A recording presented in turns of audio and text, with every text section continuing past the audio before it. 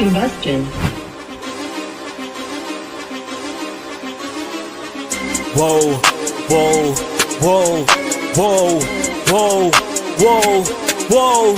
Been running the game with my team making plays. Talking 80, my G's, wanting jewels in this place. Surrounded by dogs, keep the quarterback safe. I'm the one with the plans, they gon' do what I say. The game is not over, we don't celebrate in the end zone. We don't got no time in the wait. H-Town run down, we don't premeditate. We just go and get to it, we got them on skates. If the game going to overtime, kicking the overdrive, we gon' be first at the finish line. Play looking full, but I finish mine, can I get second? We gon' line up like it's dinner time. We put in work till we get this a ring. Super Bowl season, we running the scene. H-Town the home of the realest that breathe. Keep your face down when you talk to the king.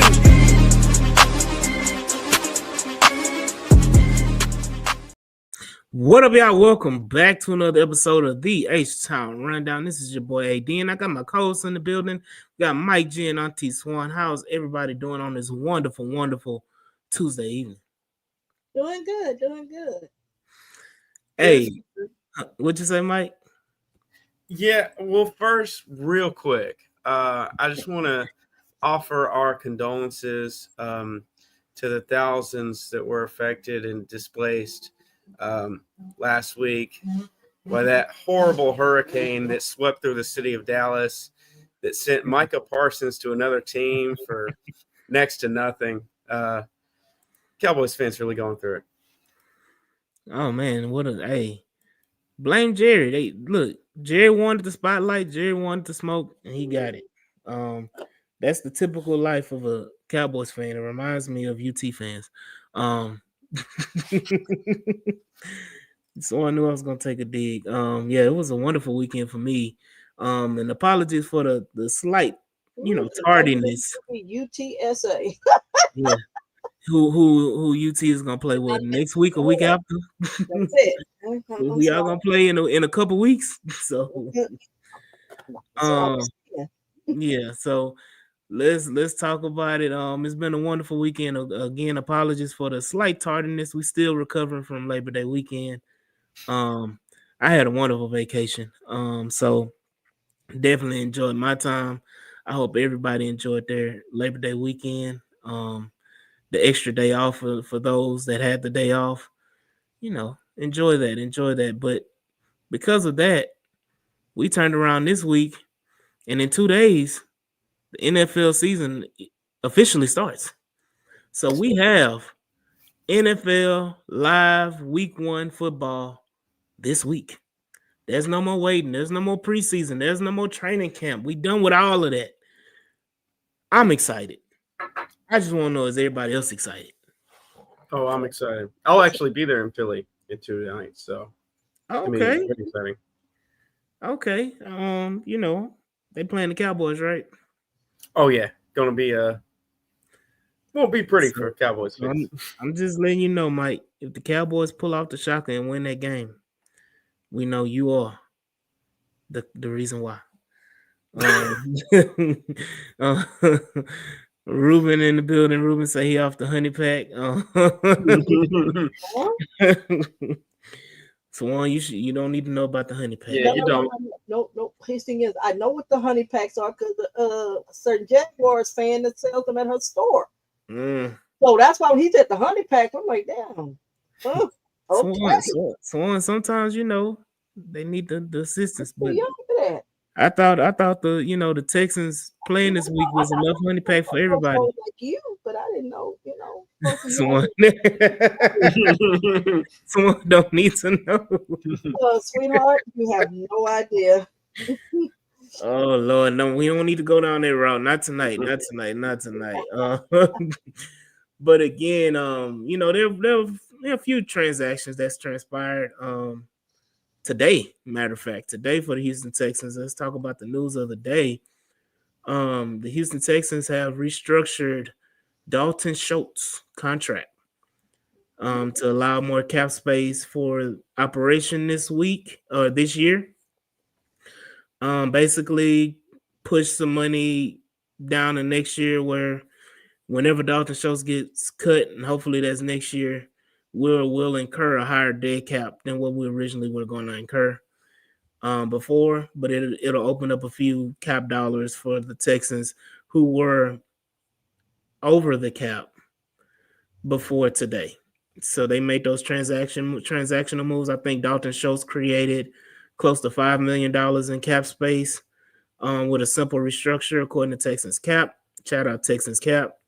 And then also they created some more cap space. I think 1.5 million in cap space by extending. Unfortunately, the Houston Texans extended second string, long neck, keep the Millsites hope alive, Davis Mills, to a 1-year extension worth $7 million, making him the second highest paid backup quarterback in the NFL, according to Spot Track.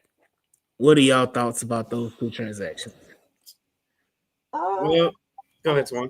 With the Dalton Schultz, I mean, I'm used to Nick doing that, and we incurring dead cap. The way I understood it from Texans Cap was it kind of brought his contract back to what it was. So I'm not surprised by it. It is what it is. It doesn't preclude us to cut him next year. Cut him at the end of the season. So I'm fine with it. We needed to make some room for operating expenses, so no big deal. As far as Davis Mills, I don't have a issue with it, simply because it's $7 million. He's a backup, and I like how someone put it. It's like it also creates nice trade bait, because if a team is interested in trading for him, he is locked in for an additional year. So, and $7 million is not a lot, and you never know when it comes to injuries, or maybe next year the quarterbacks that come out next year may not be who you want, and maybe you look for a bridge. Let's face it, Danny Jones can get a job. Hey, other folks can get a job. So you never know. Somebody may need a stopgap guy, or just, solid backup. I like what I saw from Mertz in that third game. That first game, he looked rocky. He really did. So I don't have a problem with him getting a little bit more experience. And let's see if you can beat him out next camp.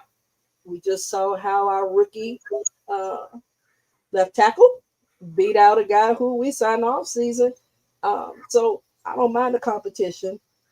I ain't promoting it. I ain't promoting that propaganda. I'm not promoting that propaganda, Swan. No, I'm saying that if it doesn't, I guess I look at other teams. So my thing is, it doesn't preclude me from re-signing CJ or Will, then it doesn't. I'm not fazed by it. Now, if he was getting 15 or more million, then I could see having a conversation. But 7 million, I'm fine. I trust it, so I'll put it that way. That's still 7 million less than the one taken away from that 110 that's coming down the pipeline. Go ahead, Mike, because I got to address EMAC and one. Yeah, it wasn't the Dalton Schultz news that we wanted, but we'll with it. Hopefully Nick Cayley can light a fire under him. As far as Davis Mills, 15 million. Talk about a crash out. Oh wow, yeah. Thank God it's not that. So what? The second highest paid backup? That is he the second best backup in the league? I don't think Absolutely not. I'm not going to say it's an egregious overpay, but he's not the number 2 backup in the league. But he's fine to have as backup. Hopefully, Graham Mertz. Hopefully, what we saw in that preseason game where he really turned it around, and hopefully we see more of that developing behind the scenes, so we can overtake Mills next year. But hey, go ahead and respond, AD. No, they go piss me off. So this is the thing. My issue with Mills is that I never wanted Mills from the get-go. I was anti Davis from the get-go. People wanted to add me in the nasty 9. If we want to go back to the OG Texan Twitter days, I was cool with being part of the nasty 9 because I didn't never agree with Davis Mills being the franchise or being the future of the Texans. And It didn't make sense last offseason or last season during the season when we extended him. Didn't make sense then. Doesn't make sense now. And I'm a proponent of backup quarterbacks, to me, are not important in the grand scheme of things, because this is my logic. If I'm relying on a backup quarterback at any aspect of the season, whether CJ is out for 2 games, 5 games, or the whole season, Don't even put that out there. I got to put it out there for context. Fair enough. I'm not expecting any success from that. So if you saying I need a quarterback for 2 games, I mean, I believe in my whole heart that Graham Mertz can do just as well as Davis Mills in 2 games. With the defense that we have, it would be literally hand the ball to Nick Chubb, defense, do your thing, throw to Dalton Schultz and K Stover and Nico Collins, and call it a day. That would be the game plan. Now, if CJ is out, God forbid, knock on wood, an extended period of time, the season is already cooked for me. The season is a wrap. I'm not expecting us to, do one. It was even a scenario, okay, week 1, we play the Rams. Ariante Ursery gets beat like a dog by Jared Verse. Jared Verse knocked the hell out of CJ Stroud. Shoulder falls on his shoulder, separates shoulder, he out for the season. At that point in time, I'm packing my bags up and it's over. And I'm not it don't matter what quarterback, quality, not quality. At that point, I would want a non-quality backup so that I can get a high draft pick. That's what I would be wishing for at that point. But I think every team, and I mean, with 80, every team, if your franchise guy goes down week 1, week 2 for the season, everyone is feeling that season is over with. Your backup that most coaches are looking at is that guy that can hold it down for 2 to 3 games, especially since we have the defense we have. When you say, oh, well, let me just hand the ball off, well, teams are going to know you're going to try to hand the ball off, so they're going to make you throw. And you got the weapons now where, and I think you have a better play caller, where you could manufacture some offense and, squeak out games. So I think that's more or less 2 to 3 games, and that's usually what I hear most coaches are looking at, that, hey, that 2 to 3 game span, because that could be the difference between you being a divisional winner and having a 4th seed, or you're playing for 1 to 3 seed or whatever, or you are not in the playoffs, or you're a 7th or a 6th seed. So if Davis Mills can win 2 games, that keeps me in the division and I minimum or a 4th seed, then he's worth the $7 million. Hopefully you don't have that situation, but I think that's what they're looking at, as well as Davis Mills can. I'm not talking about from a talent standpoint. I'm talking about from the brain. I think you can help Mertz come along from a pro standpoint. I don't think that's something that CJ technically really has time to kind of do that. Because usually guys that are bad like him are the ones that actually end up being good OCs and good quarterback coaches because they couldn't do it. I'm going to say this. It irritated me when Diana Rossini put out that tweet after the fact, trying to explain away the Davis Mills contract, saying that the Texans value Davis Mills for what he brings to the locker room. And in so many words, basically saying Davis Mills was a mentor to CJ Stroud. You know what that was. Ain't no way that you about to sit up here and there's nobody on planet Earth or in space or in this universe or in any kind of whatever you want to say that can sit up here and tell me that CJ Stroud is being mentored by Davis freaking Mills. I didn't take Ain't no way. I didn't think there was a spin to it. I just thought she gave commentary to what was communicated. Do you think that Davis Mills is a mentor to CJ Stroud? No, I don't. Okay. No, I'm saying this. I didn't take it as though he's a mentor to him, obviously, because I mean, but here's I'll the thing. take that one. I'll take Yvonne saying Keenan was a mentor. Right, But ain't Keenan no was a way. mentor. I But take that. But right. you're not about to sit up here and tell me that Davis Mills has that much influence in CJ Stroud's life as a quarterback for the Houston Texans that he's uplifting or influencing CJ Stroud to be a better quarterback. I don't think that. I don't think that's what But no, that's what the article said. That's what she posted in the tweet. I know what she said, but I don't believe that is what Reality. and them are pushing. His thing is, D'Amico has no problem letting everybody know what he thinks, and he made it clear. If whatever your opinions are, he doesn't. I mean, he cares, but he does not care. So he feels like Davis Mills brings a value. Whether we recognize what that value is, I don't know. I mean, I won't say don't know. I mean, he's the backup, but I'm gonna trust him. So that was his decision. I'm gonna trust that the same way as might not like certain folks. What the hell? Man. Barbecue, so maybe they want a family man around TJ. Okay. Why are we overthinking this? I guess that's what I'm trying to understand is because you gotta overthink it to make it make sense. Other team does. You tend to keep the guy on your roster who you're comfortable with, who is familiar, and it works. That is simple as that. If they had brought him back for $3 million, because they paid him $5 million last year, so you got no.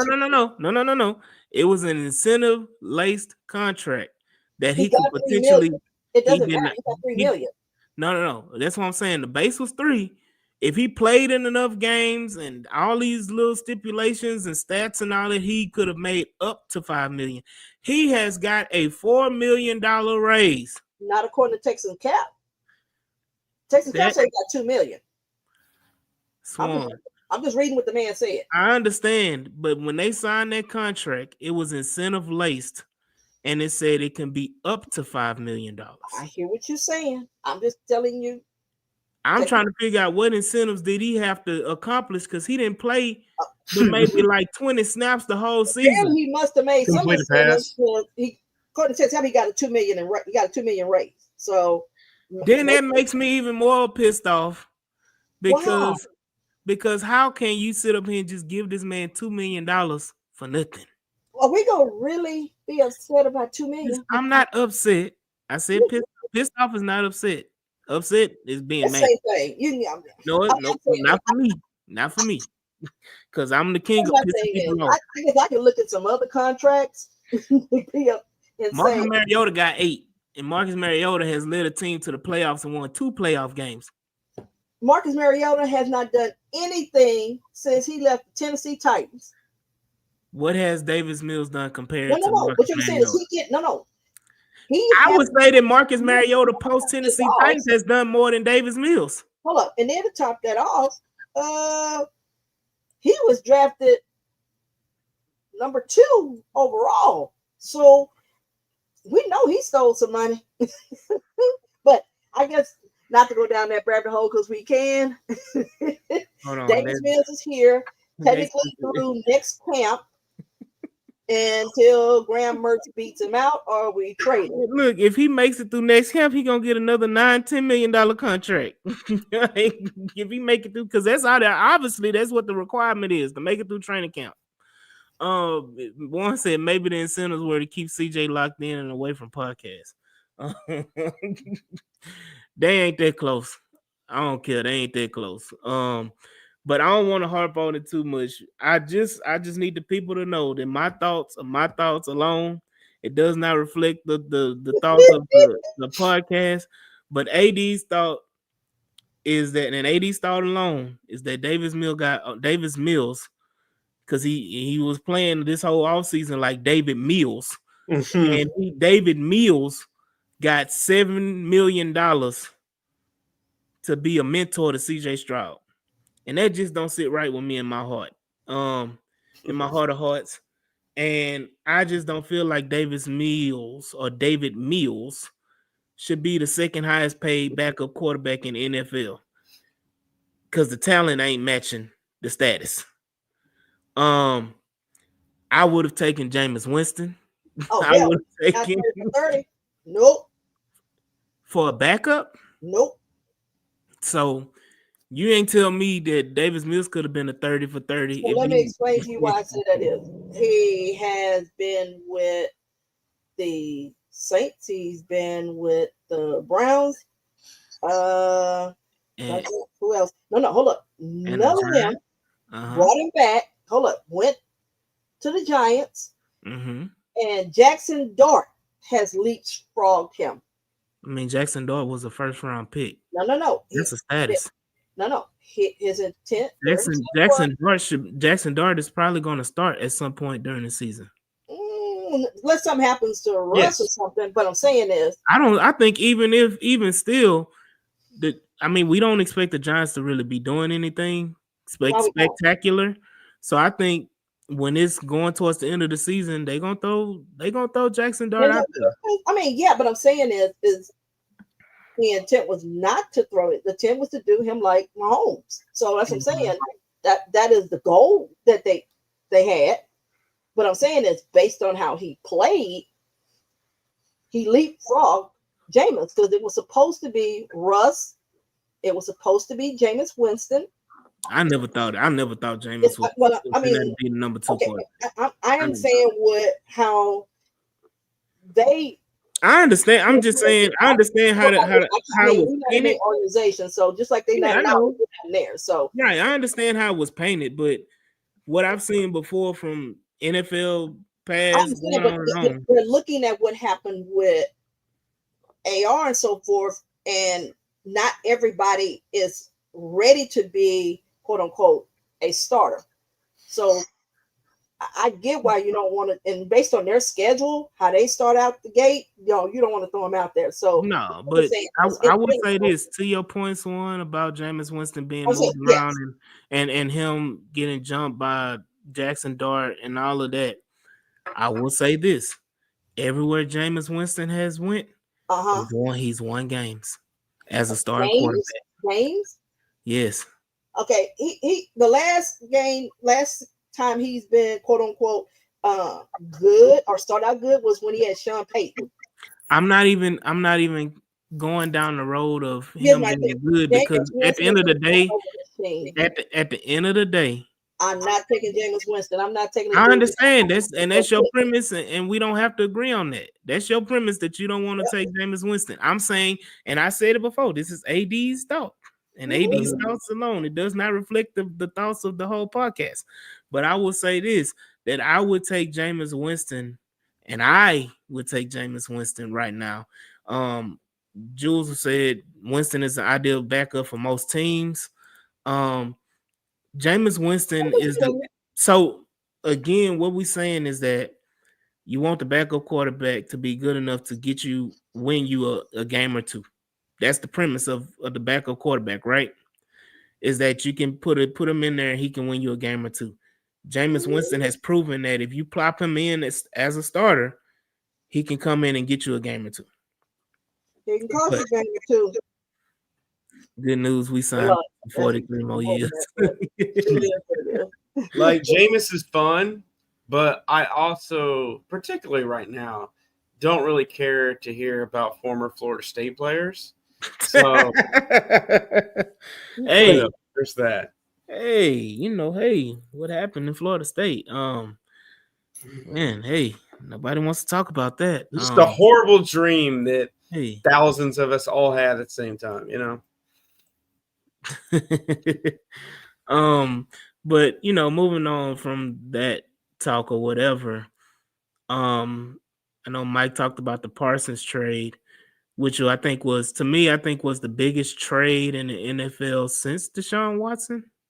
Mm-hmm. Possibly. I don't think there's been a bigger trade involving like a big name player of that magnitude since Deshaun Watson. So this was kind of big news, and I feel like you can see it from both ends. You can see that Dallas, some people want to say Dallas was dumb. A lot of people want to say Dallas was dumb. Then you have a coalition of people that says, well, it kind of makes sense that they get the draft capital and all that stuff back, and they can replace him or trade up, move up, and everything like that. When has Dallas missed on a draft pick, though? It was a dumb trade. And it was a dumb trade, but I will say, when has Dallas missed on a draft pick?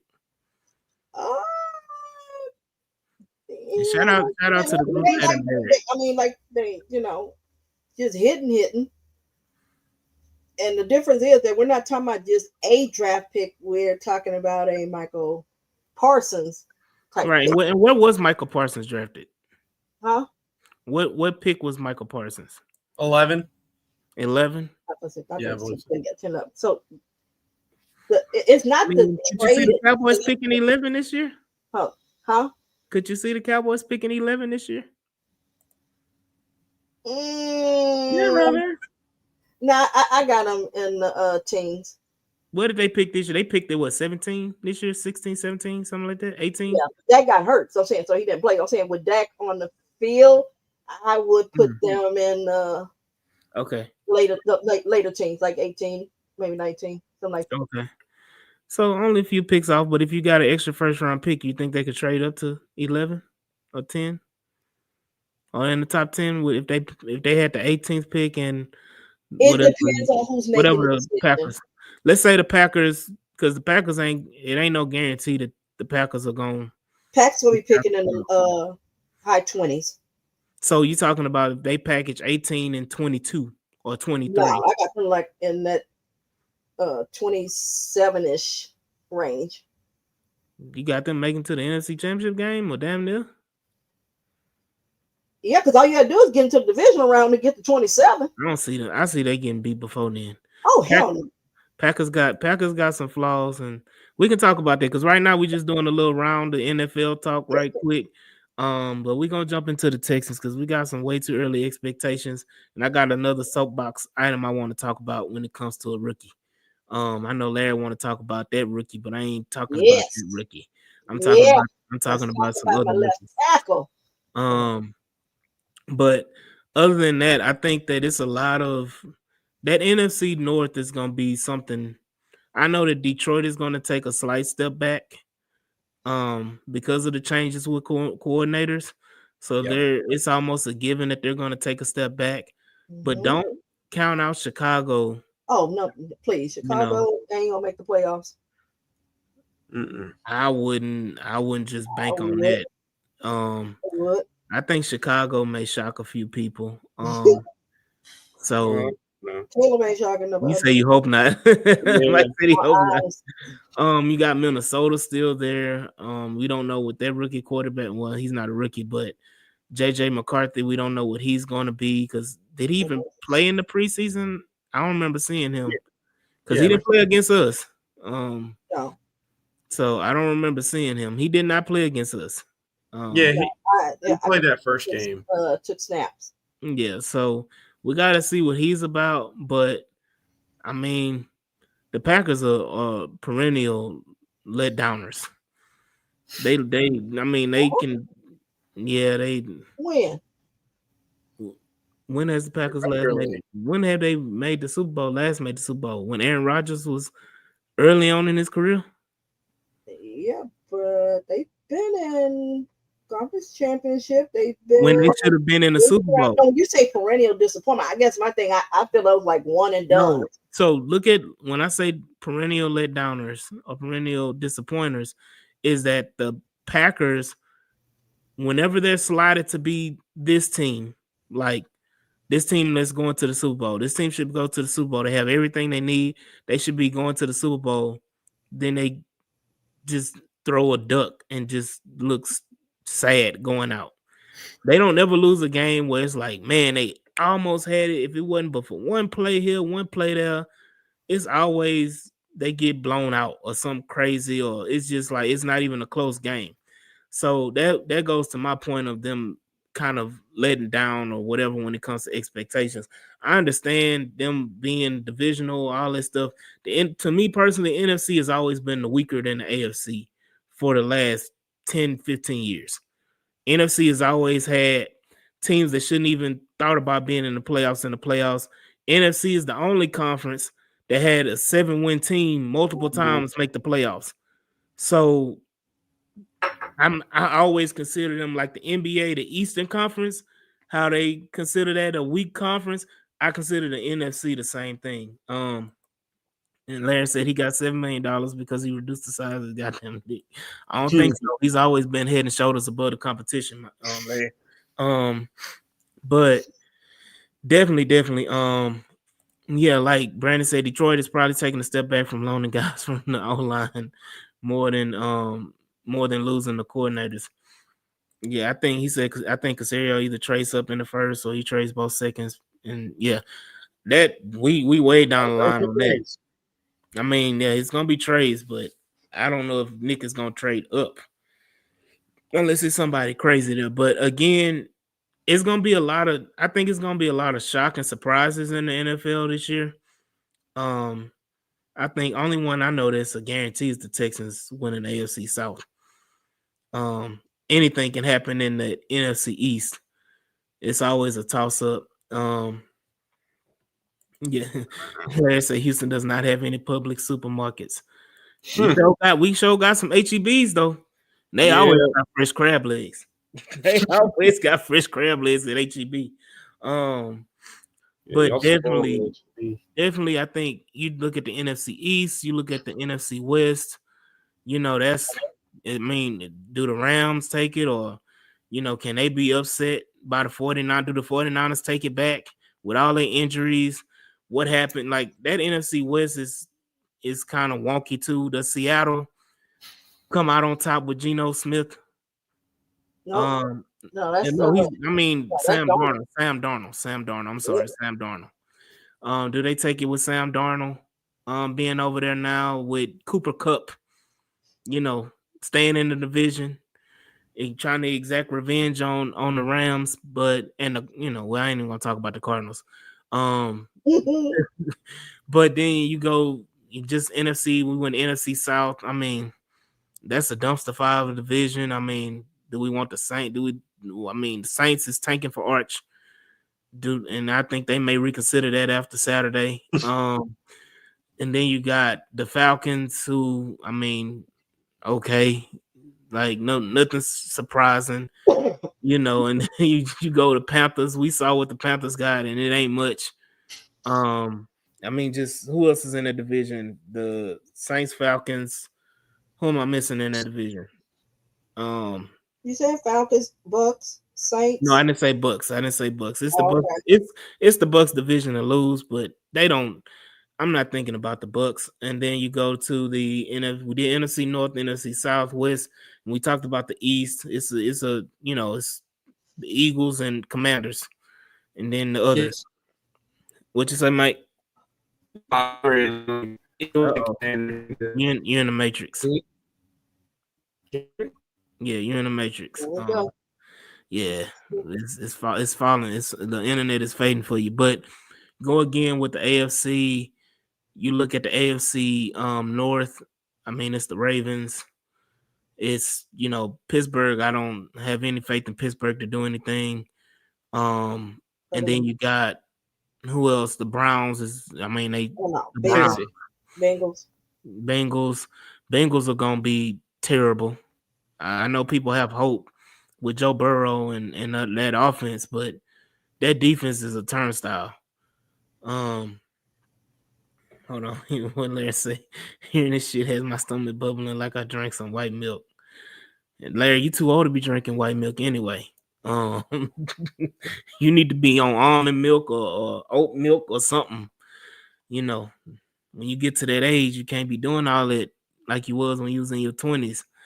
But Mike, what were you gonna say about the NFC? Yeah, can you hear me better now? Yeah. Okay, yeah, Eagles and Commanders clearly in the East. The other two are there. The North is wide open, but Chicago's fourth. Thank you. NFC South is the Bucks. The Falcons might make things interesting with those two new edge rushers who they gave up a lot to get. And in the NFC West, the Niners are actually a slight favorite. It's because of their schedule. Like they have a couple of college teams on their schedule. I don't know how they managed to do that. It's one of the easiest schedules I've ever seen. And the Rams are right there. Then we know about the AFC. It's the Big Four, and I'm not going to let you disrespect the Bengals like that, though. Like, I'm not saying they're a Super Bowl contender, but they're not an afterthought. Their offense will keep them in contention as a playoff contender. And I think they're number 2 in the North at least. So, yeah, Dallas was dumb. Yeah, I mean, hey, Dallas was dumb. Hey, it is. I mean, what is new with that? I just want to know what is new with that. Like, when has Dallas done anything smart? They gave Dak Prescott $60 million. Yeah, they haven't had a back-to-back division win in 20 years. So yeah, it may be the Commanders here to win it. Damn sure ain't Dallas. No. But on the AFC side, like I said, we talked about the North, the AFC West. The Raiders are on to come up with Geno. Now we can talk about Geno. And then you got who else is in the AFC West? Broncos. Oh, yeah. I think Kansas City is in for a dogfight this year in that division. Because I think all 4 of them are capable of making the playoffs. I'm not saying they caliber. I'm not saying these are playoff calibers. There's a difference between being capable, and being a caliber. They all not playoff caliber, but they all are capable of making the playoff. Huh? Not the Raiders. I think the Raiders can shock some people. No. Some weeks I can see it. Yeah. You got to realize the Raiders. The Raiders last in their division. Do it. They don't have the defense to do it. And his problem is, it's the same thing that happened last year. It took a 10-win team to get into the playoffs, which was the 7th seed, which was Denver. So at minimum, you're looking at you're going to need about 10 wins to get in. The Raiders ain't getting 10 wins. I mean, they are playing the last place schedule, so you never know. You call it the last 3 games. Didn't they win like 7 games last year? Yeah, that's probably what they're gonna do again this year. But I'm saying, hey, they got 3 more games. You never know. They got them 3 easier games, but you go there. Like I said, I have a little more faith because I believe they're gonna run the ball, and I think they have a better quarterback than they've had in a few years in Vegas. So I think that may help them. And offensively, I know defensively they may struggle and everything like that, but I think offensively they may get a bolster because they have a better quarterback. Bo Nix, like most teams, with a reason they can win and lose that division. Pete Carroll still had the Seahawks hanging around after they started losing pieces. That's true.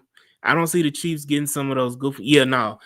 Chiefs, I don't know what was going on, but I think the NFL wanted the Chiefs in the Super Bowl again because some of those games they won last year just shouldn't have happened. It shouldn't have, but that's been the case for years. When you give them games, that's what happens. I mean, the refs gave them games too. I mean, they gave them a game against us in the playoffs. Let us not go and reminisce and revisit. Yeah, we also gave them game too. Shit. I mean, I think Jerry Wayne cost us that game during the season. Jerry Wayne did take a knee from us. Literally. And so let's because Tank was eating that game, and I don't want to go. He was. They couldn't stop him. They couldn't stop Tank, and I think that would have just kind of transpired into the rest of the game. But you go to the AFC South. I mean, what else is there to talk about? It's us and them. Whatever them is, Tennessee and Jacksonville and Indy. None of them have a solution at quarterback. None of them. Not put to them raggedy Jags. They don't. Like I'm gonna say it again. None of them have a solution at quarterback. All their defenses are very questionable. And if you relying on Cam Ward to do something special, I just don't have. Cam Ward may turn out to be a fine player, but Cam Ward is not. I mean, let's be honest. If he went in last year's draft of quarterbacks, what was he? Maybe the 5th or 6th quarterback taken, maybe in last year's draft. So I mean, I'm not very high on Cam. Weapons. It'd be. Yeah, they starting a rookie 4th, 5th round receiver. So I mean, it's not like they're loaded with talent. So yeah, Tennessee is not anything. I'm hoping on. I'm fourth. yeah. I mean, yeah, they were 4th last year. They'd be 4th again. Indy. I got them finishing 2.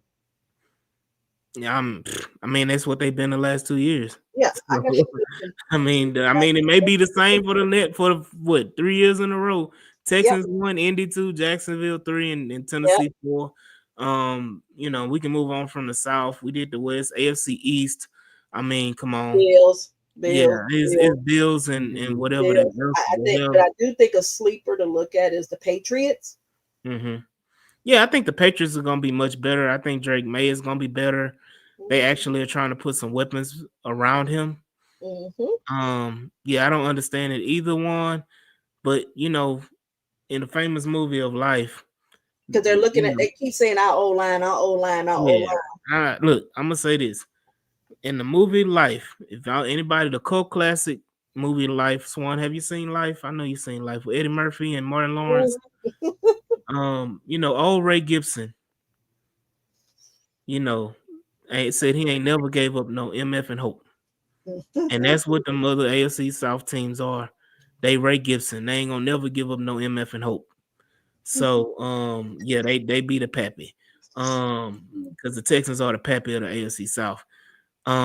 So I will say this, and you know, like I said, Swan, I agree with you about the Patriots. They are trying to build something, and they got an actual head coach now. So they may be able to make some noise in the AFC East and challenge that. But Miami, the Jets, they don't even get a full, you know, sound. I think they will look more functional because I think Aaron Glenn is trying to build a coach over there. So I think they will look functional, but I still think because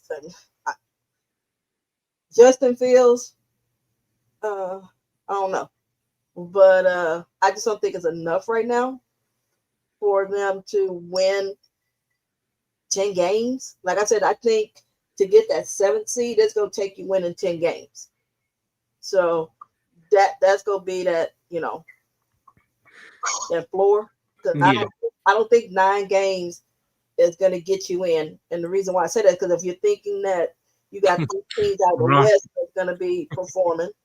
Hey, this one Ronald said he got the Colts last. Look. No. Hey. I need them anything. I need them Jags last. Well, I'm just saying this. I know we got a hatred for the Jags, but I can realistically see the Colts torpedoing themselves with Daniel Jones and them having a war of them flip-flopping Daniel Jones and Anthony Richardson throughout the year. And it just be a clusterfuck of whatever the hell they trying to do. So it wouldn't surprise. Honestly, it wouldn't surprise me if Jags, Colts, or Titans end up 4th in the division. It shouldn't surprise anybody. So yeah, they have no corner. Yeah. So I mean, let's I want to wrap it up because we've been talking about 45 minutes about the NFL in total. What you got, Mike? Yeah, well, I was just gonna add on to this. I mean, look, the Texans division win odds are insane. It's like plus 110. Oh, give me that all day. That's absurd. This is the Bills are like minus 330. That's what Houston honestly should be at. So, but take the easy money. Take the easy money. If the O-line becomes just average, the odds will flip because that is the one thing national, local fans, everybody says your O-line is the only thing that is a question mark because everything else you have. Your defense, nobody can touch. Nobody can question and say your defense is weak. Your if weapons, anything, the defense is improved. Right. That's saying so. Folks don't doubt that. It's just your line. If that old line holds up, then CJ goes back to me. I'm gonna say this. I think that number. So anybody, would you say we are? What is the odds, Mike G? Plus 110. Yeah. Yeah, may want to jump on that because I think that number will go up after Sunday. I'm gonna say this. If the Houston Texans offensive line ranks between 15. No. I'm just saying if they rank between 15 and 22. If they in that range of the end of the year. Cole Popovich needs a lifelong contract with the Houston because shout out Third Coast. Y'all go ahead and follow him as well. Shout out Larry and Stafford and of course Ruben and Juan. But I will say this. Cole Popovich, if you look at what this offensive line is, if you can take this offensive line and make them between 15 and 22, and you have taken throwaway players in Laken Tomlinson, you have taken throwaway players in Ed Ingram, you've taken throwaway players in Jake Andrews, and you have made a rookie a fortified starting left tackle. If you are able to do that with this quote unquote another man's trash, and you've made this offensive line a treasure, Cole Popovich needs to be the offensive line coach until we all have gone to see Jesus. For those that believe, he needs to be a Houston Texans offensive line coach forever. He needs to be the Dante Scarnecchia of the Houston Texans. We should never, I don't care how much money he's trying to get paid, we should match it and double it. If he's able to do all that, because let us not forget, again, I'm agreeing with your Third Coast. Let us not forget, when we signed Ed Ingram, there were people that had full-length 45 to an hour and a half podcasts talking about how bad Ed Ingram was and that Kevin O'Connell said he was unplayable and that he should not. It was one of the worst signings that the Texans have made this offseason. Why would you do that? And yet here he is starting at right guard. Then you had people talking about Laken Tomlinson. What the hell are the Texans doing, Laken Tomlinson? Did you see what he did in Seattle? Did you see how he was a turnstile in Seattle? What are the Texans doing with Laken Tomlinson? Why are they signing him? What are they doing? Then they go back and they get Jake Andrews. Oh, what are we doing with Jake Andrews? He was on a bad offensive line in New England. What are we doing? We ain't gonna. Why do we bring him in? Oh, that's another one of Caserio guys. Oh, here we go. That's a Nick Caley guy. Oh, he's just bringing in people they know. They can't play. They just bringing in people that was familiar. Whoop-de-whoop-de-whoop. All those guys are starters now, people. And all of them, to their credit, have looked damn good starting. We've seen Laken Tomlinson in the preseason game. We've seen Jake Andrews for multiple preseason games. We've seen Ed Ingram in all the preseason games except the last one, for both of them, for the first two. You're right. And they said Nick Caserio did not do enough. Damn good ain't the word. What he did with the rookie. Yeah, and I'm getting to this one. I'm giving credit where credit is due. Ariante Ursery, who was drafted the 7th tackle in the draft. Most people, some people had him as a first-round grade. Some people, I think Ty McShay had him as a sleeper and probably ended up being one of the best tackles. But the consensus was that he needed time. He needed time to develop. He needed time to learn. He had a lot of flaws in his game. that he needed to work on before he can be put out there as a starter. He credit to Ariante Arcery. He put in the work. He did what needed to be done to become a starter for the Houston Texans on this offensive line. Yes. And he was drafted 48. That's a pretty high draft pick, but he was a 7th tackle taken. You had Kelvin Banks. You had what's his name? Josh Simmons. You can say the tackle guard. What's the one that we wanted for that plays from Minnesota? Will Campbell. Will Campbell. The list goes on. It was 7 of them. That were drafted. And you're right. A lot of people thought he was the best, but was considered a late first, mid-second rounder. I agree with all of that. But again, he was the 7th tackle taken in the NFL draft. And right now, he's playing like he's one of the best. I think only Kelvin Banks is probably playing better than him right now. All things considered. Based on just preseason tape and everything, because once again, we only got like 25 snaps from Ariante Arcery. So let us just, that goes on to my next point about the rookies. People said Nick didn't do enough trying to get the O-line, drafted 3 O-linemen in the top 2 rounds in the last 3 consecutive drafts. I agree. We drafted an offensive lineman in the second round of the last 3 drafts, starting with Drew Scruggs, then we drafted Blake Fisher, and then we drafted Ariante Arcery. I agree with all of these points there, Coach. I'm not disagreeing with anything. I'm just telling you this. Again, I'm going to say this one last time. Shout out to Ariante Arcery. Shout out to Laken Tomlinson. Shout out to Jake Andrews. Shout out to Ed Ingram. Shout out to Titus Howard. They all put in the work this offseason, and it looks like this offensive line is looking like they're going to be a productive offensive line, not only in the run game, but also protecting C.J. Stroud, our franchise quarterback. So we will see what it looks like week 1. And trust me, they will be tested week 1. Yes. So we will see what it looks like. We will get a live action, proof. Right. If this was a success, if they did the right thing, or if they just totally shit the bed with what they putting out there on the offensive line. Go ahead, Swan. There's some other things.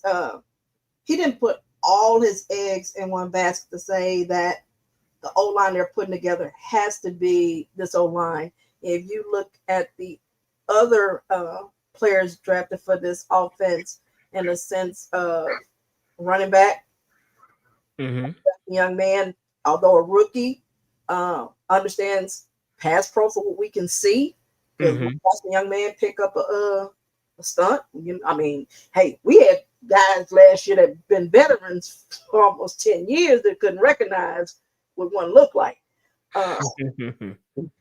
They signed, they traded for Harrison Bryant. Sorry about that. Blocking. Even looked like Don Schultz want to put in some effort. You saw Case Stover. The point of it is, I'm seeing that if we have to do any type of max, damn, I cannot talk this evening. Max protect. We can do that even with wide receivers. Everybody, and they said it individually, everybody's committed to blocking, and it looks like they want to block. And everybody understands their role. They understand what they're supposed to be doing. That came from Titus and the rest of the guys. So to me, if everybody understands, you can make the necessary adjustments when you see certain things. I don't expect them to be perfect on Sunday. That is one of young, D lines. So they're going to have their moments. But are you recognizing it? Can y'all adjust? And do I need to make some changes? So that's what I have confidence that they all know what the assignment is to keep our quarterback upright as much as possible, give him opportunity to step into his throws. And, hey, so I'm confident that they'll be able to do that overall. Yeah. Course of the game. Whether that is something they go do all game long, or is it a second half kind of thing where they gonna be doing this kind of sparring thing. I'm gonna take my side, you take yours, whatever, and then that second half, all right, we gotta buckle down. Hey. So I'm looking forward to it. I feel more comfortable with this O line going into this game, even on the road against this D line, than I do from last year. Yeah, look, Brandon said he said crazy to have coaching so bad they make 8-year vets forget how to play. He said Warren said that talk about the O-line and the spaces helped me realize more that O-line drafting can be a hit or miss like most positions. I mean that is so true, because I look at it like this. Everybody ranks on Kenyon Green. I talked about it in the spaces and on Twitter and everything like that. Everybody ranks on Kenyon Green. Yes, it was a horrible choice after the fact by the Houston Texans. And yes, they could have had a player like Kyle Hamilton or whatever. But I challenge people to go back to that draft of 2022 and look at the offensive linemen that were drafted in that draft. And me personally, I can only count 2 that were hits. That was I think it was Tyler Booker. Was that his name? Yep. For the Cowboys. And Tyler Lindenbaum. Yep. Everybody else, Zion Johnson, barely hanging on to a roster spot in LA. Should have been cut. Barely making it. You can go down the list. Evan Neal, bust. Ike Ekwonu, bust. Like, huh? Ike Ekwonu but he's a terrible offensive lineman. He's not good. If he wasn't picked number 6 overall, he would not be with the Panthers right now. Panthers are in a spot where they have to hold on whatever hope they got, because that offensive line is still terrible. And he's saying Ike is average. I say he's below average. Enough to say, because I watched last year. I mean, actually, his better year, he finally settled in. He's not Shaq Mason, but he's not living up to expectations. He's not. Okay. Right. What I'm saying is, but his thing is, he's not. He's on your roster, and he's actually able to contribute.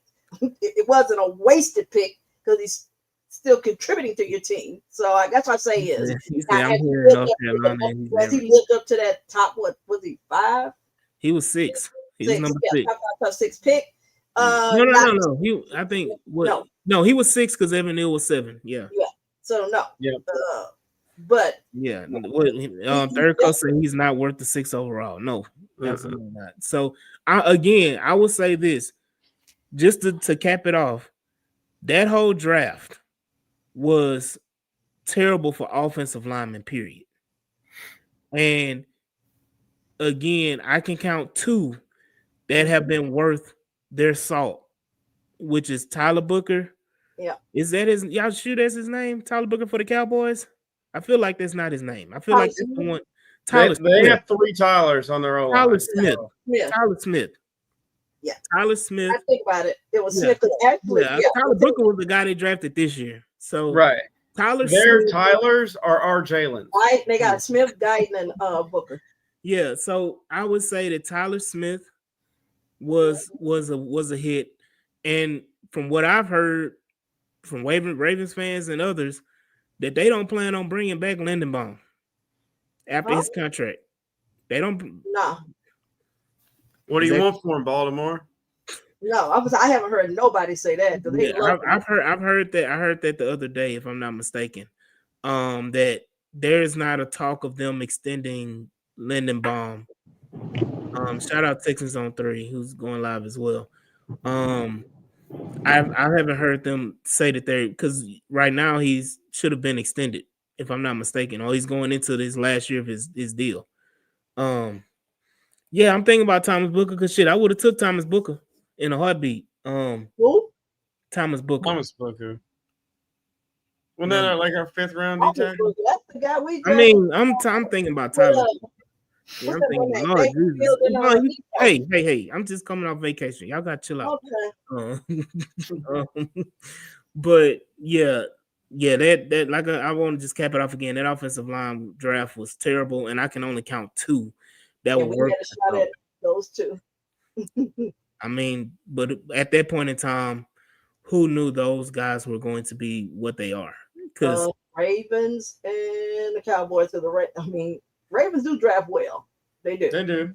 they do. They do draft old linemen well. So they knew. I mean, well, no, because they got a guard that's do. Oh, yeah, they got the one guard. Yeah, they Oh, that boy is do for Hey, for lay is his name. oh no, he asked. I know Yeah. So they okay. I'll it take goes one. back. That goes back to one. That goes back to the space we were talking about. That even a team that drafts extremely well misses. Misses because we talked about like the Eagles. I think EXO was talking about offensive line draft and how it's a crapshoot and how you can hit and miss. And he brought up the Eagles. And yes, the Eagles have a great offensive line, but they've missed a lot in the draft. I think you look at the success and everything like that, but they've missed a lot. And even like the Saints, Cowboys, Vikings, Packers, they've all missed on offensive linemen. We talk about guidance. Right. Guidance is Their one of the ones misses they are, missed on. but here's the thing is, I say I don't look at them the same as us and others. They miss on one, but They also draft they're solid 3 everywhere. and 4, or they miss on one, but because they know how to scout. I like this. But Swan, they also draft multiple like every year. Right, This year we drafted one. Right, what I'm saying is last year we drafted one. But they're already set, so they're usually replacing, and you can miss on a guy. And that's the point. And then right, but you can miss on a guy, and then come back and say, "Let me trade, sign somebody." But then guess what the Texans are doing now, Swan? Huh? Guess what the Texans are doing now? We just literally replaced. In all honesty, because let's be honest, Blake, as much flack as Blake Fisher's gotten, Blake Fisher's gonna be on this roster for a very long time. Blake Fisher and Ariante Archery, they've already replaced the 2 starting tackles. So we can go on the point of now that you replaced them. Now you can say, okay, I replaced my guards because Juice Squirrels is going to be your guard of the future. And you can say Ed Ingram is young enough because I think Ed Ingram's 23, 24, 25, something like that. That he can be, if he plays well enough this year, now you have Juice Squirrels and him as your 2 guards. Okay, how long? I mean, did we only sign him for 1 year or more? We signed him for we picked up I think we picked him up off of waivers if I'm not mistaken. Okay, but how long does he have? Because then are we in a situation? Yeah, he's going to have to get paid. But again, what has Ed Ingram done as a former second round pick in that same Kenyon Green draft? I got you, but if he what has he done? But Ingram is 26. My bad. Okay, what has he done to deserve a contract that's worth? Here's the thing is because our O-line was so bad. If they look good, he can. And to sit there and say that you can't parlay that, yes, I can. Because I can say, guess what? Look at what they had and look what I brought. So what I'm saying is, unlike the other teams we're talking about, they draft a guy, so they're not worried about trying to. Right. I'm gonna ask you this though: what kind of contract? Because we need to kind of move on from that. What kind of contract do you think he gets? I don't know. It depends on how he performs. It's whatever. I mean, let's just be optimistic and say he performs well. It depends on what the market. I don't know what that market's going to be next year. What did Lakin Tomlinson sign for? Do you know, Mike, off the top of your head? Yeah, but nobody viewed him as a good prospect. That's what I'm saying. No, I was thinking it's 3 or 4 million one year. This is my thing. Even if he performs well, I don't see Ed Ingram as a guard signing more than Davis Mills. I don't see him being more than like a $7-8 million. So Tomlinson signed for 4.5. So I don't see him, even if he performs extremely well, I don't see teams just banging down his door when they can be like, just like you just saying, Swan, why pay him $7-8 million when he really is only shown to be successful 1 year with the Texans or more. Pay him more than that when I can just go and draft a guard. Yeah, You know, but your thing is, I already depends on who your O-line coach is, and that's what I'm saying is, and it goes back to what I said earlier when you talking about O-line coach one. If Popovich made Ed Ingram a player, I'm cool with saying we can go draft a guard next year and replace Ed Ingram and with see that's somebody what else. and I say that's why I say the difference between the other teams and us is that we're right back again doing the same thing, putting a new guy in that place, whereas the other teams have that where they draft and you bring the same guys back. Maybe you interchange one or so guys, but I don't want this carousel. And Yeah, that's but what, well, that's I what mean, right now, you have to have a carousel until you're able to lock down guys of the future, and you got to think about it as well. Like we're going to eventually move on from Titus Howard, and I know it may shock a lot of people. Eventually, Titus Howard is going to be moved on from. Again, people wanted Titus Howard gone now, but absurd. You got to have some continuity. people wanted Titus Howard gone now, but eventually you're going to move on from Titus Howard. Then you're going to, like, all honesty, Blake Fisher is your right tackle replacement. You know, and however you want to look at it. Titus Howard is making what, 16, 17, $18 million a year? He's your highest paid offensive lineman right now. You just got rid of one of your the highest paid offensive linemen. As much as Titus Howard is highest paid. huh? I say wasn't Shaq second highest? No, Titus was second highest. Oh, okay. Shaq only made 11. That's what I'm saying. Like Shaq was making 11, Okay. Titus was making 18, and Tunsil was making what 24, 25, something like that, whatever crazy.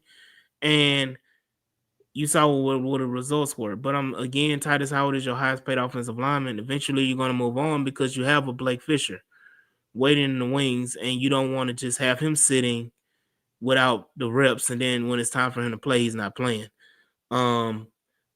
You can say Titus takes a deal and all this stuff. Yeah, if Titus plays well this year, Titus can garner a $20+ million contract somewhere else, and I would happily let him move on and get that comp pick. Titus, it's enough that if Titus plays well at right tackle this year, it's enough teams that'll be willing to trade a decent draft pick or sign if we let him go in free agency a year after next year, they will sign him for a decent contract. So yeah, he's in the contract in 2026. Yeah, I mean that's his last year. Also, you can trade him in all season. Right. So there's a lot of things you can do, but again, I think you're finding pieces because I think now that you have a mentality of the offensive line of what you're looking for. I'm gonna say this as well because I want to go on because we're on for over an hour now. I want to say this about expectations when it comes to these rookies. We have to temper. I'm just begging the fan base to please temper expectations because I'm the proponent. I would rather be surprised than disappointed because, again, what is I talked about the worst case scenario with Ursery. He goes out there week 1 and gets abused like a rag doll. Now we're sitting up and looking like, damn, what are we doing? Why didn't because there is going to be a coalition of fans. I will be one of them saying, why the hell didn't you start Cam Robinson in the first place? Cam Robinson. Huh? I have to say the same thing could have happened to Cam Robinson. I mean, it ain't happened. You ain't seen it. So yes, I have. I did. No. You have not seen it with the Texans. No. I have seen it. So I've seen it with the Players. No. You have not seen it with the Texans. I've seen it in his career, so that's enough to say it could happen. I've seen Ursery get beat. I've seen Ursery get beat in college. A lot. I've watched the young man in pro. And he got beat here too. Preseason. I've seen a guy play multiple years. I'm gonna go back to the temper again. I want to temper expectations because again, I look at it like this: Jaden Higgins and Jalen Noel.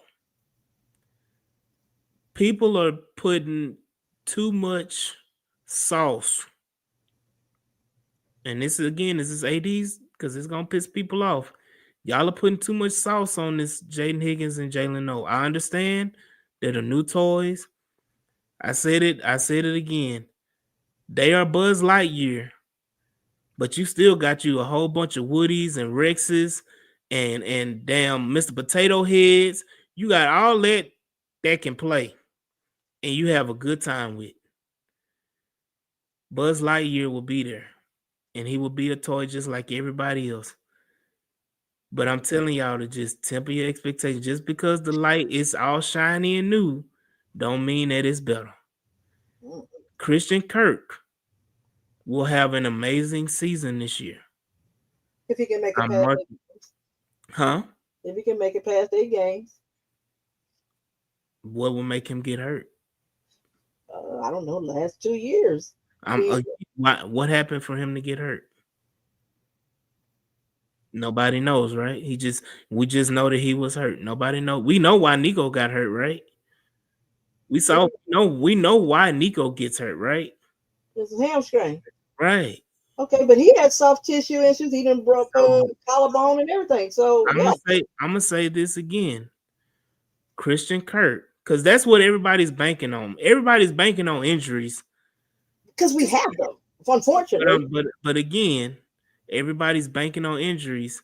And what happens if they don't get injured? Great, wonderful. We ball out, but our luck. So then again, we ain't been lucky yet not to have them. So you have to, if the same way you say temper your expectations and chill, you have to be realistic on the other side of we have been bitten by the injury bug year after year after year. And I'm gonna say this again, even still, with an injury bug, you have to realize, yes, these guys are young. They're learning the offense. They're learning an NFL offense first and foremost.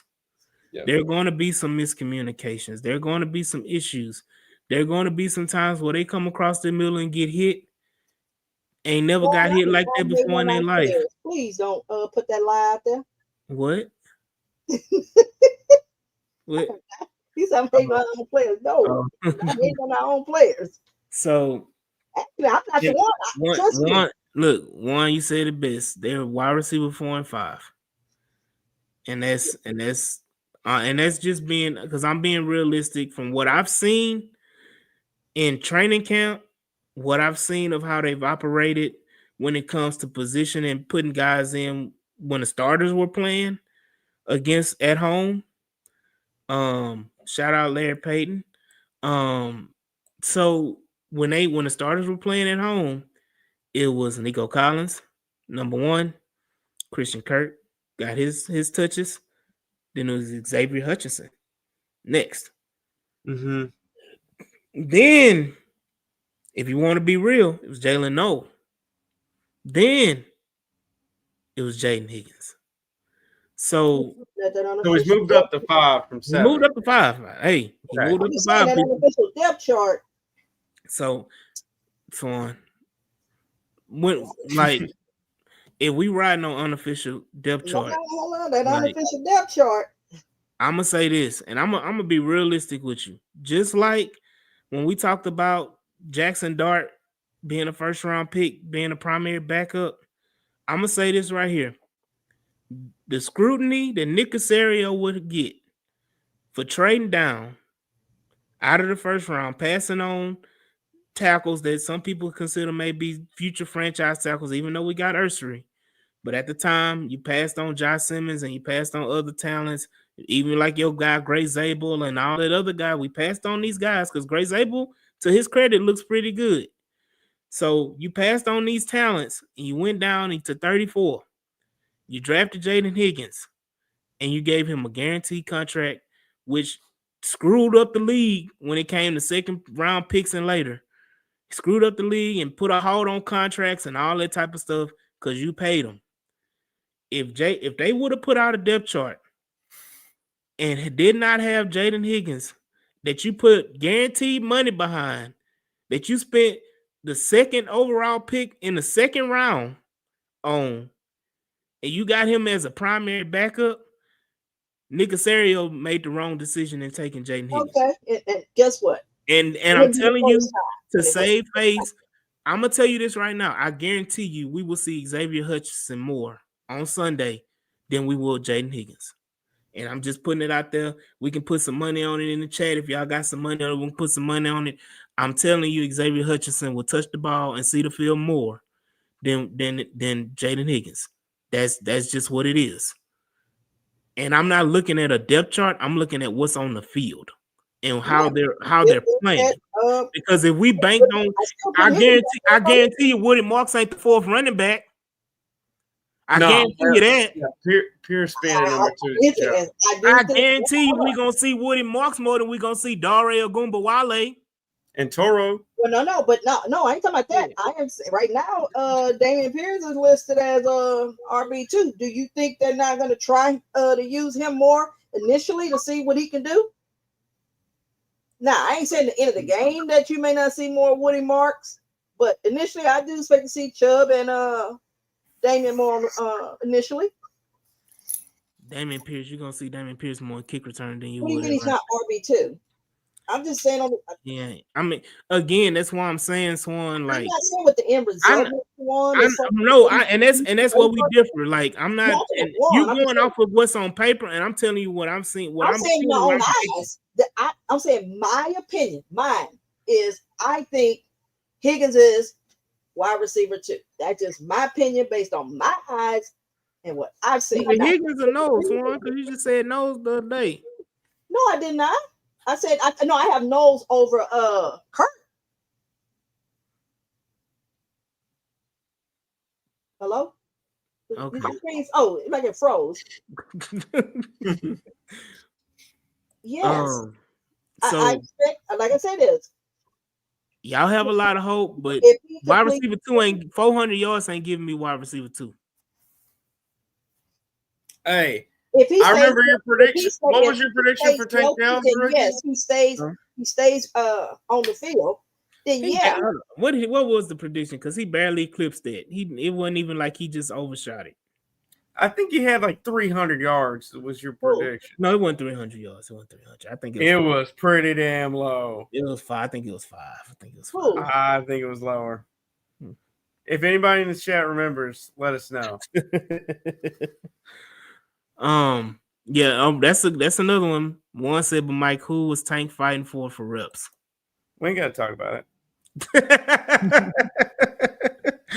Again, there was not any quality above Tank Dell. But he seized the opportunity, though. And he seized the opportunity because it wasn't nothing there. I mean, he did seize the opportunity. Yeah, I mean, come on, Robert Woods. Okay, at that time it was Noah Brown, was Robert Woods and them. That is who. Okay, you can do the faces all you want, but that is who they went in trusting. And it's just. But I'm just saying. But okay, so can you agree that Christian Kirk is more of a competition than what Robert Woods and Noah Brown was? Well, yes, but I mean, okay, that's all, and we can leave it at that. We ain't got to expand. We ain't got to go back and forth on it.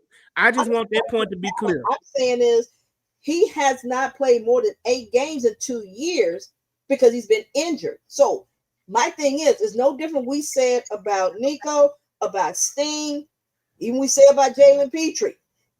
You need them to be on the field. So my thing is that if you have missed not 1 season, but 2 seasons, and you can't get past 8 games, then that does make me say, okay. Otherwise, you wouldn't have drafted the way you did. Because you're saying, guess what? I'm not getting caught by injuries again. Because that's what happened to us. So his injuries, he had a broken collarbone. I said that. But that's not soft tissue. I said he broke collarbone, and then, if not mistaken, it was a soft tissue the year before. He tore his groin at the end of the season.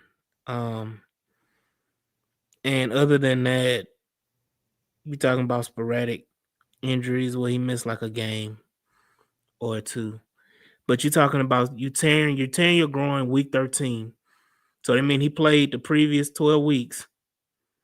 13 if you want to say it. He played 13 weeks out of 17 in 2023. So he only missed 4 games. If you want to count that, right? 4 or 5, depending on if they had to buy or not, right? So he only missed 5 games. That's the Nico Collins special. Nico gonna give you 5. Nico gonna give you 5. And he tore it, broke his collarbone week 8. That's a season-ending injury. I'm sorry. And like Juan said, Kirk played 20 games in the last 2 years. So, I mean, because you said he didn't play more than 8 games. He didn't play 20. So, I mean, I understand there's a lot of concern and everything, but I don't want people to wish it to happen. No, it's not a wish.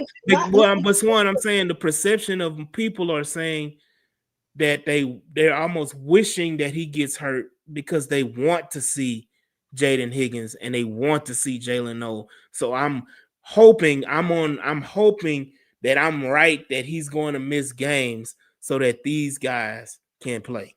No, see, I think if we get on the field regardless, whether he's hurt or not. Now, how much they get on the field, I expect Higgins to be on the field more than Noel in the sense of because just his size. I agree with that. I agree that Noel, I think he has other roles that he can play because there's the return game and so forth. So he is going to get on the field. So I don't want anybody getting hurt to get somebody on the field. I like to believe Kaylee is smart enough where you know how to, you're not slow it, where you don't know how to use more than 2 wide receivers at once. And that's another thing. We can have the most hope and belief in Nick Caley all we want to, because we need to wrap it up on this so we can get prepared for Friday when we talking about this game. And we got a special announcement episode for tomorrow as well that we're going to talk about. But real quickly, we don't know what Nick Caley's going to be. We don't know what Nick Caley's going to do. I'm going to sit back and I'm just like I did with Bobby Slowick. I'm going to hold my judgment till about week 4, week 5.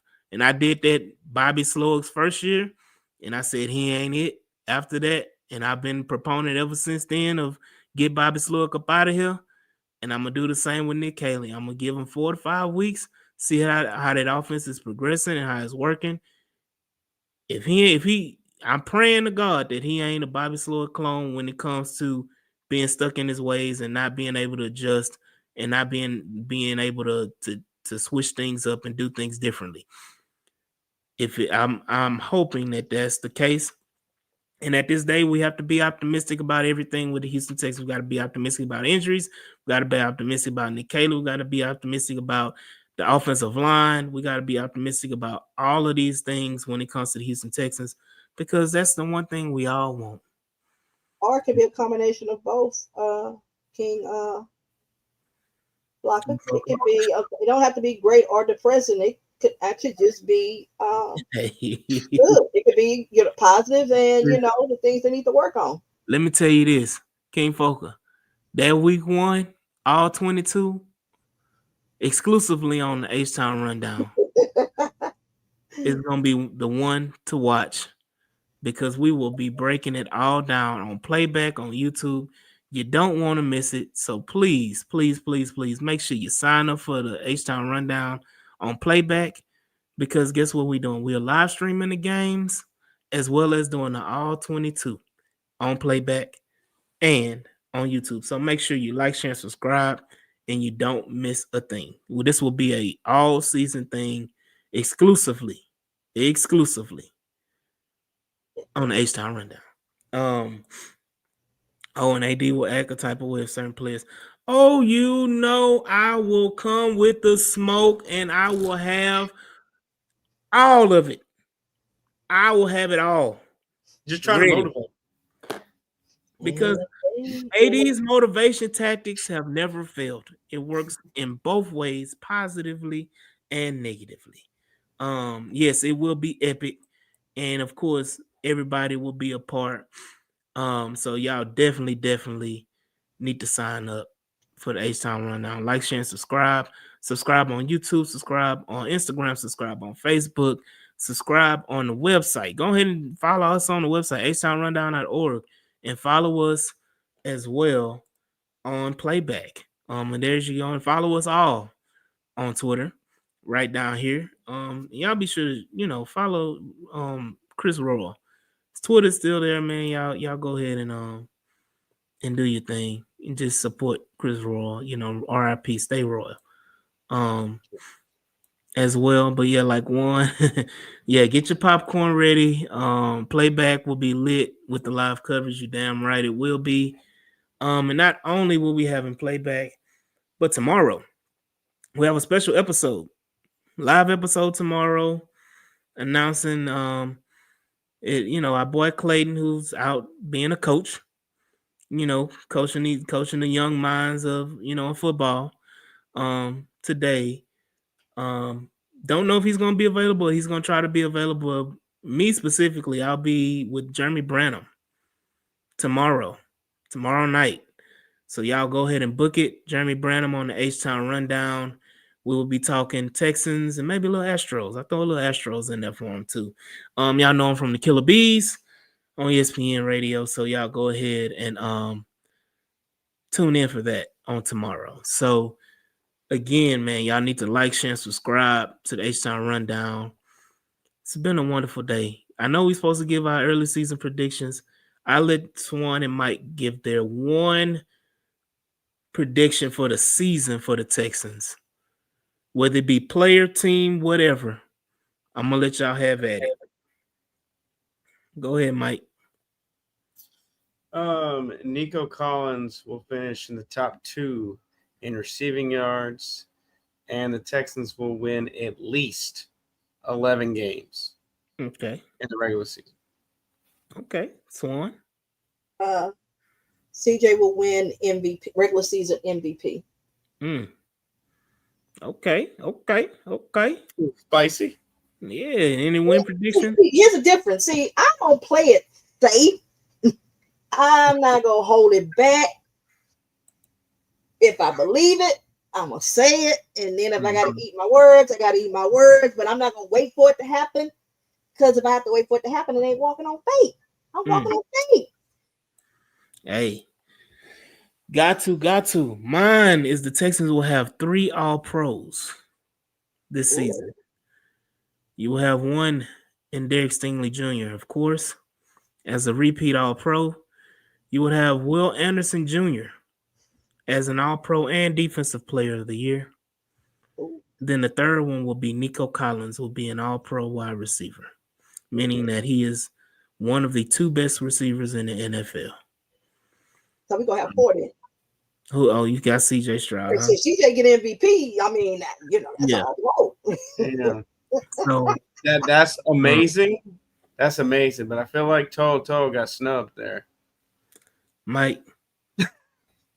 What one say? Woody Mark? Put it back. Woody Marks will be all rookie. Jalen Smith well. I can see that. I can see them making all rookie teams. Who's gonna lead the team in interceptions? I got Bullock this year. Again. It's either gonna be Derek Stingley or surprise CJ Gardner-Johnson Jr. I'm gonna say one of the James. I mean, technically, Bullock dropped by 3 of them.